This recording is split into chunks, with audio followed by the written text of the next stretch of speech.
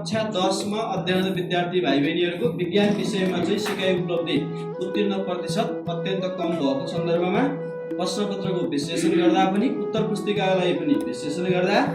बल पाठबाट सोधेको हिसाब अधिकांश विद्यार्थीले चाहिँ समाधान गर्न नसके, समस्या समाधान गर्न नसक्नु मुख्य समस्या भयो। अब यसलाई विषयवस्तु बल सम्बन्धी गणितीय समस्या, यसको अपेक्षित उद्देश्य त हुनु पर्यो, एउटा छोटो राखेका छौँ।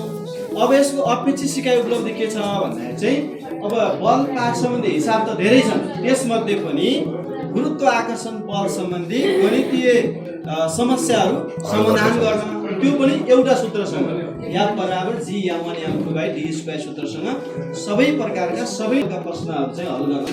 गर्न सके, कतिले गर्न सकेनन्, कति स्टेपसम्म गरे भन्छ। अब त्यसपछि फेरि त्यो सबै क्वेसनहरूको हामीले चाहिँ एनालाइज गरे ग्रुप प्रेजेन्टेसन पश्चात अब हामीले गुरुत्वाकर्षण बललाई चाहिँ जस्तै पिण्ड र दूरीको बीचमा सम्बन्ध र गुरुत्वाकर्षण बल र पिण्डको सम्बन्धलाई हामीले फेरि सिमुलेसन मार्फत चाहिँ बच्चालाई गरेरै स्मार्ट बोर्डमा बच्चालाई चाहिँ हामीले टिचरले नै कन्सेप्ट दिएर हेर्नुहोस् है, दूरी बढ्दाखेरि ट्याक्क आउँछ त्यसको भ्यालु, दूरी बढ्दाखेरि गुरुत्वाकर्षण बल चाहिँ मासलाई कन्स्ट्रेन्ट राख्दाखेरि चाहिँ घट्छ, अनि दूरी फेरि नजिक आउँदाखेरि गुरुत्वाकर्षण बल चाहिँ बढ्छ भनेर हामीले चाहिँ त्यो अवधारणा आइसिटीको माध्यमबाट पनि लास्टमा प्रश्न पार्छौँ भन्दै यहाँ छ अवलोकन फारम चाहिँ सरले प्रस्तुत गर्ने लो मिडियम हाई अथवा 1 देखि 5 सम्म अङ्क दिने, कति 90% भन्दा बढी सक्रिय रहेको अवस्थामा हाई भयो।